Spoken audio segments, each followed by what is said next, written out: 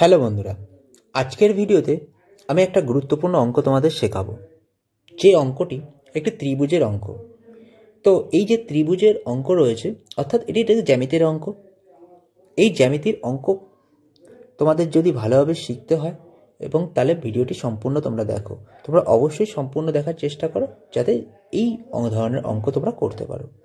চ্যানেলে নতুন হয়ে থাকলে অবশ্যই চ্যানেলটিকে সাবস্ক্রাইব করে রাখো, যাতে সহজেই তোমরা এই জিনিসগুলোকে পেয়ে যেতে পারো। এবং যদি কোনো অসুবিধা হয় তোমরা অবশ্যই কমেন্ট বক্সের মাধ্যমে জানিও, আমি চেষ্টা করব সেগুলোকে ক্লিয়ার করার। তো দেখে নাও যে অঙ্কটি আমরা কীভাবে করতে পারি। দেখো বলেছে কোনো ত্রিভুজের তিনটি কোণ যথাক্রমে 3x ডিগ্রি, 2x - 7 ডিগ্রি এবং 4x - 11 ডিগ্রি হলে x কত হবে। তাহলে দেখো তিনটে কোণ বলে দিয়েছে। একটা কোণ বলেছে 3x ডিগ্রি, দ্বিতীয় কোণটি বলেছে 2x - 7 ডিগ্রি এবং তৃতীয় কোণটি বলেছে 4x - 11 ডিগ্রি। এবার কথা হচ্ছে এই যে তিনটে কোণের সমষ্টি বের করতে বলেছে যথাক্রমে। দেখো কোনো ত্রিভুজের তিনটি কোণ যথাক্রমে এত এত হলে x কত হবে। এবার আমরা কি জানি ত্রিভুজের তিনটি কোণের সমষ্টি কত হবে?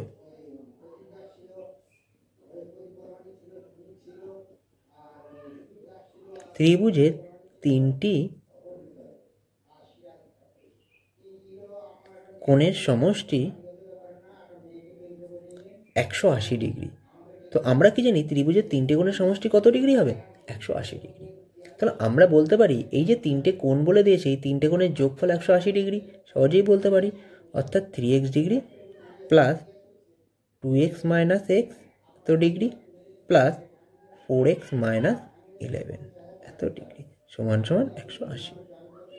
এবার এখান থেকে আমরা সহজেই x এর মান বের করতে পারি। দেখো 3x প্লাস প্লাস ব্র্যাকেট তুলে দেবো, এখানে থাকবে 4x - 11। এবার এক্সগুলোকে যোগ করব। দেখো 3 এর সাথে 2 5 আর 4 কত হবে? 9x। আর এখানে যেহেতু মাইনাস আছে, মাইনাসে মাইনাসে কী হয়? প্লাস। তাহলে -18 180 ডিগ্রি।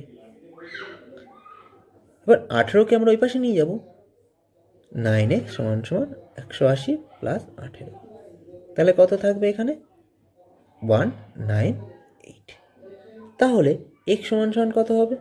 যেহেতু এখানে 9 গুণ অবস্থা আছে, এই পাশে গেলে কী হবে? সেটা ভাগ হয়ে যাবে। অর্থাৎ 9 দুগুণে 18, 9 দুগুণে 18। তাহলে x সমান সমান কত থাকলো? 22। তাহলে x এর মান কত বেরিয়েছে? 22 ডিগ্রি। তো অপশান সি হচ্ছে উত্তর। দেখো কত সহজে জিনিসটাকে আমরা করতে পারছি।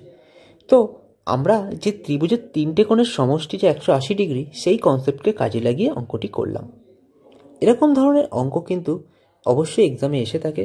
তোমাদের মনে হতে পারে অঙ্কটি সোজা, কিন্তু ক্যালকুলেশনটা অবশ্যই তোমাদের জানতে হবে এবং সমীকরণটা অবশ্যই ঠিকমতো করে তোমাদের জিনিসটাকে করতে হতে পারে।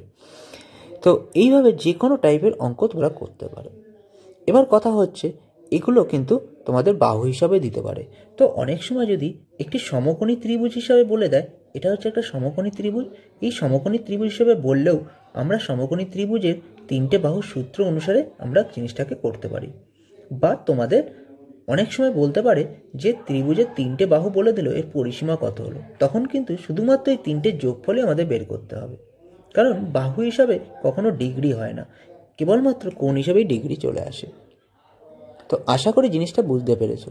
তো তো এরকমই জ্যামিতির যদি পুরো জিনিসটাকে কনসেপ্ট অনুসারে শিখতে চাও, অবশ্যই তোমরা কমেন্ট বক্সের মাধ্যমে জানাও। আমি এই জ্যামিতি একেবারে বেসিক লেভেল থেকে তোমাদের অ্যাডভান্স লেভেল পর্যন্ত জিনিসটাকে শিখিয়ে দেওয়ার চেষ্টা করব। তো আজ এই পর্যন্তই, দেখা হবে পরের ভিডিওতে আরও নতুন কোনো অঙ্কের সাথে। থ্যাংক ইউ বন্ধুরা ভিডিওটিকে সম্পূর্ণ দেখার জন্য।